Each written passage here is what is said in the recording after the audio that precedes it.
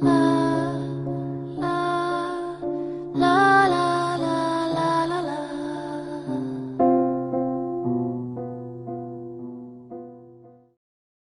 ¿qué tal?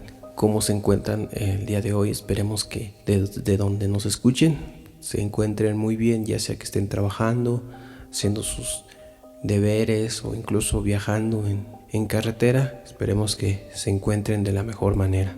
Bueno, traemos para ustedes un nuevo relato, una nueva historia muy interesante. No sin antes pues agradecerles a todos ustedes por el apoyo, por el enorme apoyo que hemos recibido en estos días. La verdad ha sido muchísimo y queremos agradecerles a todos ustedes por el compartir, el dejarnos un comentario, que sea darle like al video. La verdad tratamos de responder a todos los comentarios que nos hacen llegar y también agradecerles a las personas que nos hacen una observación. Pues la verdad muchísimas gracias, las vamos a tomar en cuenta o las estamos tomando en cuenta para mejorar cada día para ustedes. Recuerden que pues vamos empezando y cada día trataremos de mejorar para todos ustedes. Vamos a mandar saludos para Moni Ornelas, para Yusnaira Contreras, para Carmen Martínez, para Consuelo Esteves, no sé si se pronuncie así, para Maida González y para María Mejía. Bueno, esos son algunos de los que nos han mandado un mensaje o nos han dejado un comentario en YouTube. Y bueno, pues para no alargar más este video, vamos a continuar al siguiente relato que nos hace llegar Yuridia Montserrat. Esta historia que la titulamos La fábrica condenada.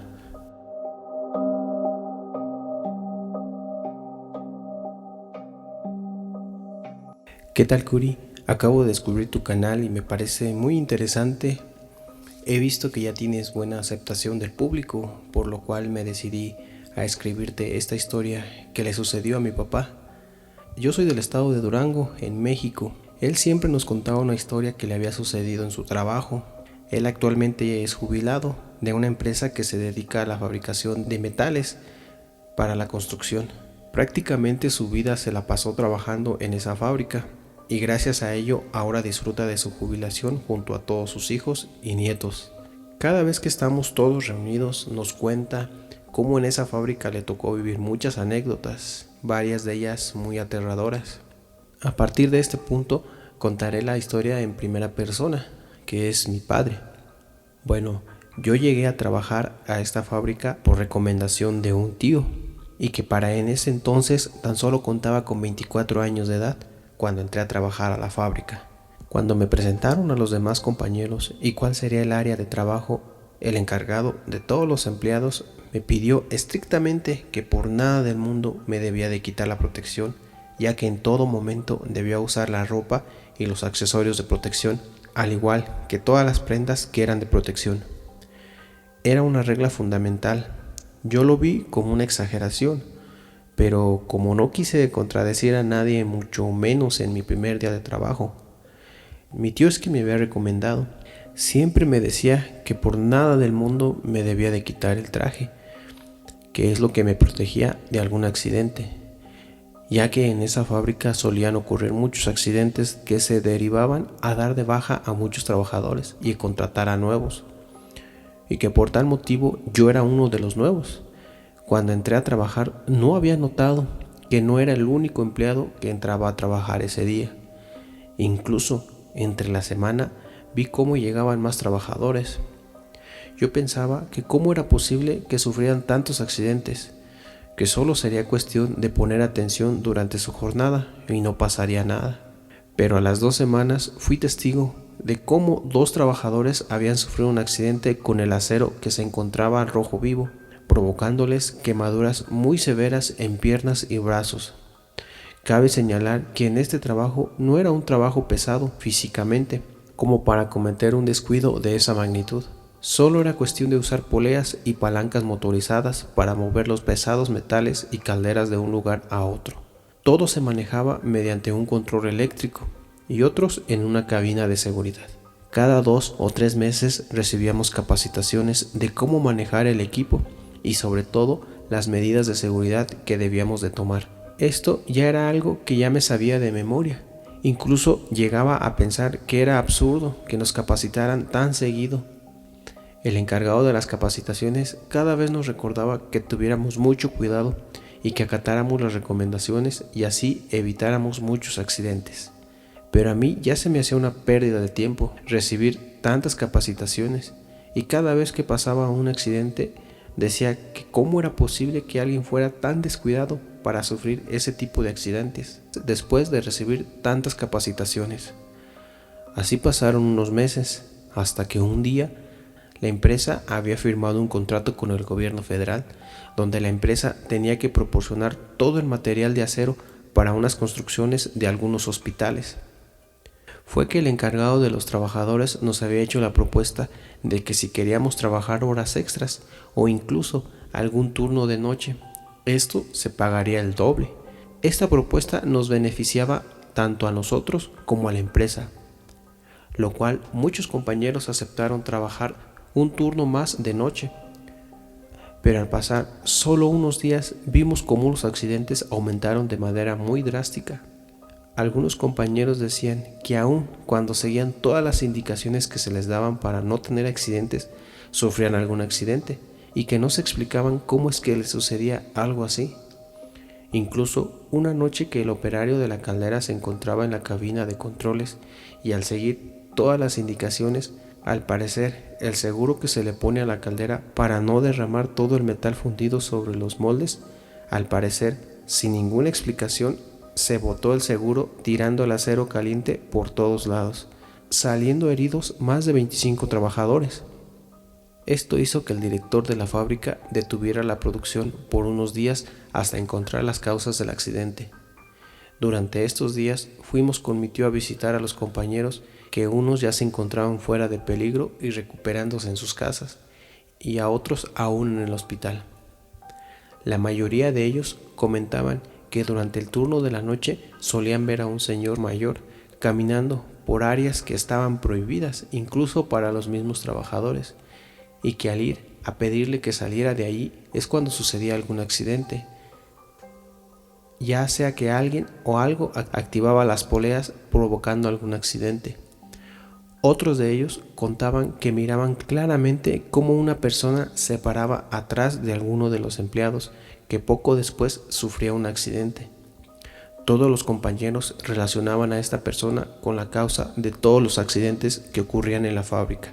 Un día que mi tío y yo tomábamos un descanso en el turno nocturno. Para esto ya habíamos reanudado las actividades en la fábrica. Nos encontrábamos afuera de las instalaciones para comer un pequeño refrigerio. En eso se nos acerca el vigilante. Era un señor ya entrado en años. Nos empieza a hacer plática y terminamos invitándolo a cenar con nosotros. Ya entrado en confianza, nos empieza a decir que él ya tenía más de 50 años trabajando como velador y después como jefe de seguridad, y que esa semana era su última, ya que se jubilaba la siguiente. A los 3 días nos volvimos a encontrar al señor encargado de seguridad. Nos dice que solo se había ido a despedir y que esa noche era la última que pasaba allí, y que si podíamos ir a su oficina a la hora del descanso y para poder cenar juntos. Se nos hizo muy bonito gesto de su parte, por lo cual decidimos aceptar la invitación. Cuando se dio el descanso, que eran a las 2 de la mañana, cuando llegábamos a la pequeña oficina del señor, que por cierto su nombre era Don Refugio, él ya nos esperaba en su pequeña oficina con un café que ya nos había preparado. Nos dice que le habíamos parecido buenas personas. Él nos contaba que desde que habían comenzado los turnos nocturnos ya no se sentía tan solo, y que lo malo es que ya era su última noche que pasaba allí. Nos dice que le hubiera gustado convivir un poco más con nosotros y los demás empleados.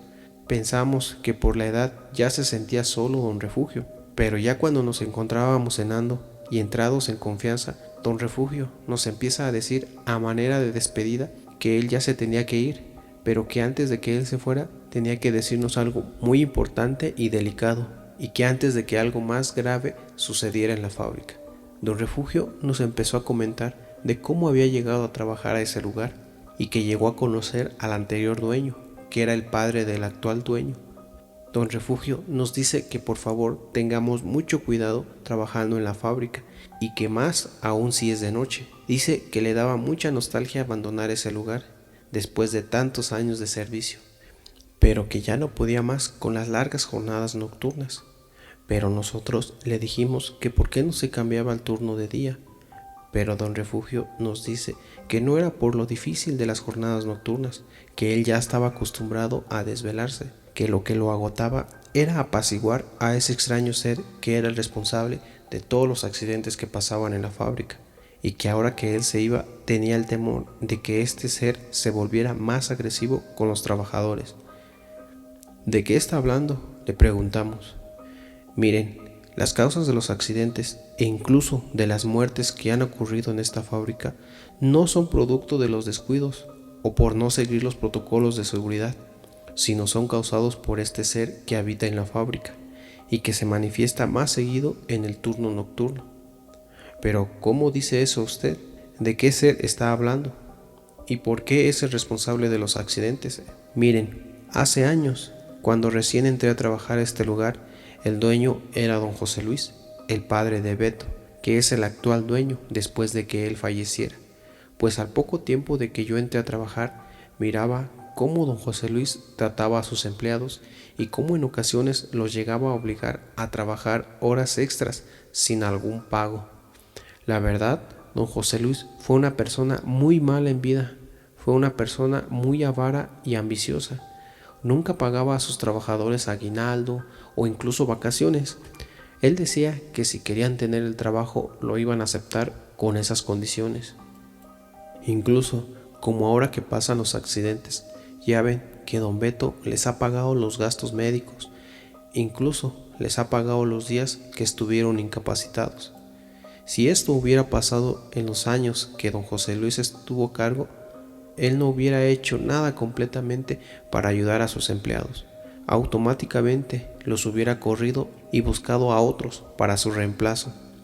Siempre fue una persona muy explotadora con sus empleados y nunca les recompensaba su gran labor. Siempre buscaba pretextos para correr a empleados sin indemnización o liquidación. En ocasiones, don José Luis llegó a cobrar los seguros de vida de algunos empleados que fallecieron en un accidente hace años, engañando a las esposas que quedaron viudas para que no cobraran ellas el seguro que les correspondía.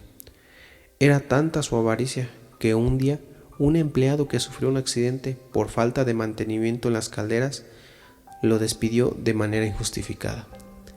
Esto para no poder pagarle nada de sus gastos médicos y en todo caso pensionarlo. Pero este señor no aceptó ese comportamiento de don José Luis. Decidió darle una lección que hasta la actualidad su hijo Beto la sigue sufriendo, pues en un arranque de ira por parte del empleado al ver que don José Luis lo había corrido sin ningún apoyo, este decide quitarse la vida dentro de la fábrica, arrojándose a una de las calderas con el metal al rojo vivo.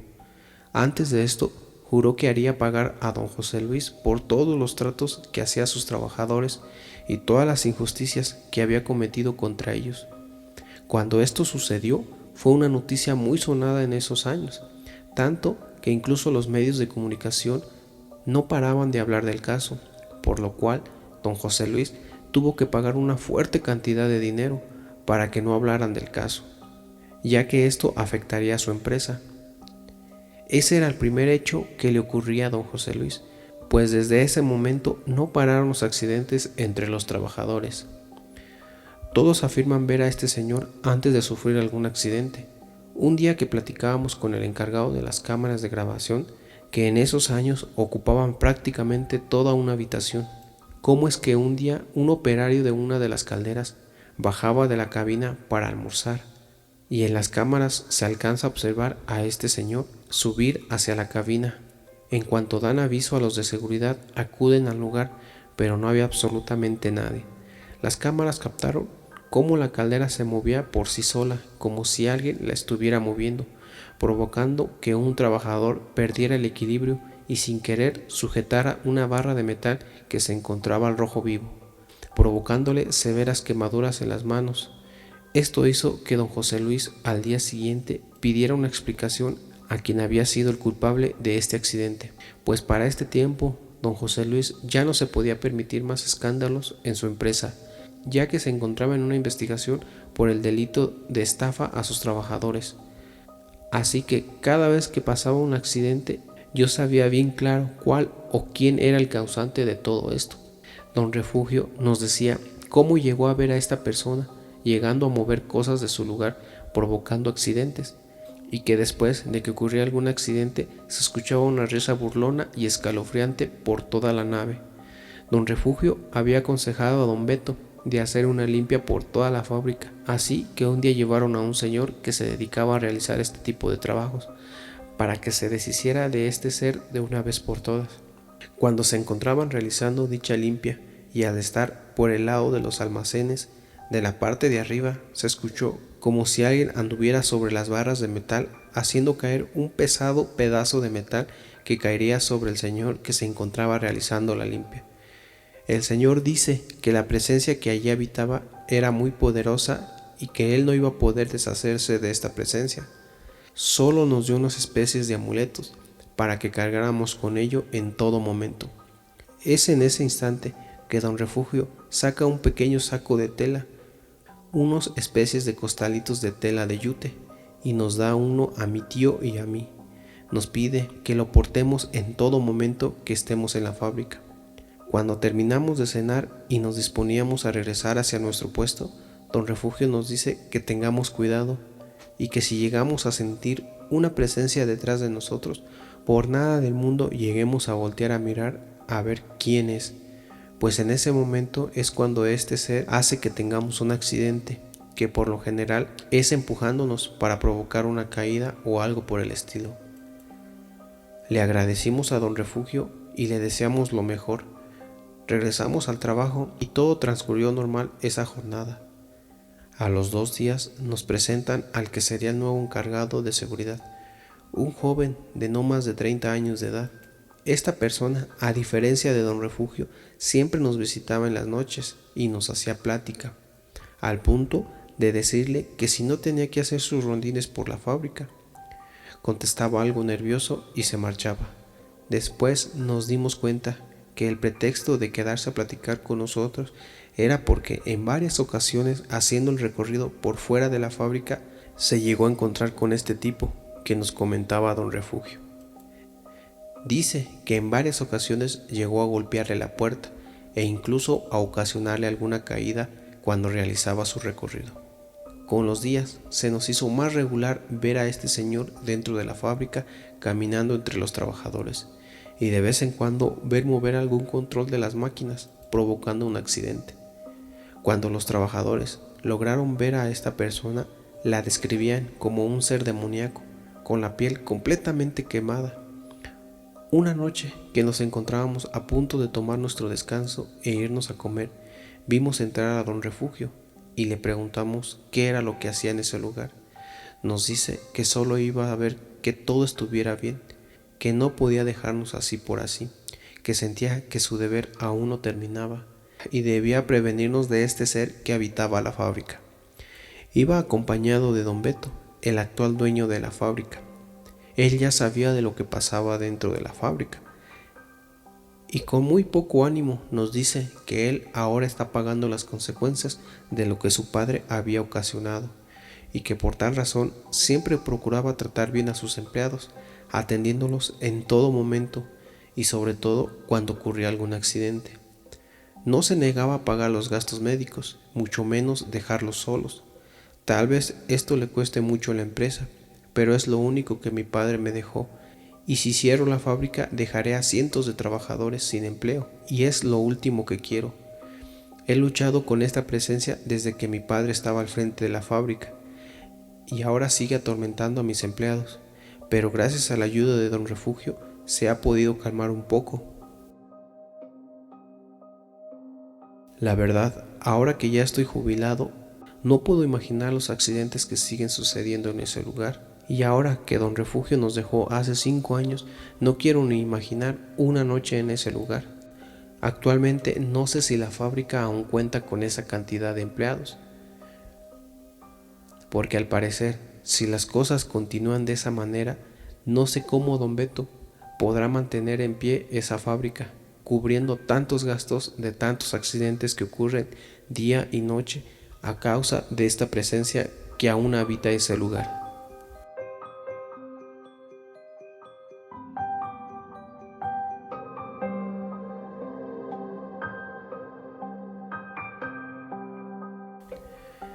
Bueno, como ya escuchamos en esta historia, cómo la avaricia y el egoísmo de esta persona hizo que don Beto esté pagando las consecuencias en esta empresa.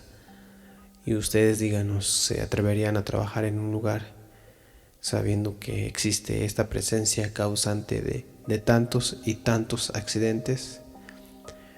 Bueno, les seguimos recordando que nos pueden enviar su historia al correo que le vamos a dejar aquí abajo en la descripción del video.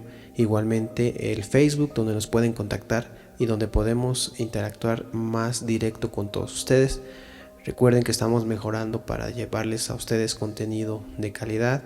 Estamos trabajando en todos los aspectos. Les pedimos una enorme disculpa si llegamos a cometer algún error. Créanos que estamos trabajando para mejorar cada día más para todos ustedes. Pues agradecemos enormemente a todos ustedes y a quienes nos están mandando sus historias. Trataremos de traerles más seguido una historia de las que nos están pidiendo. Y bueno, los dejamos y nos vemos o nos escuchamos en el siguiente relato.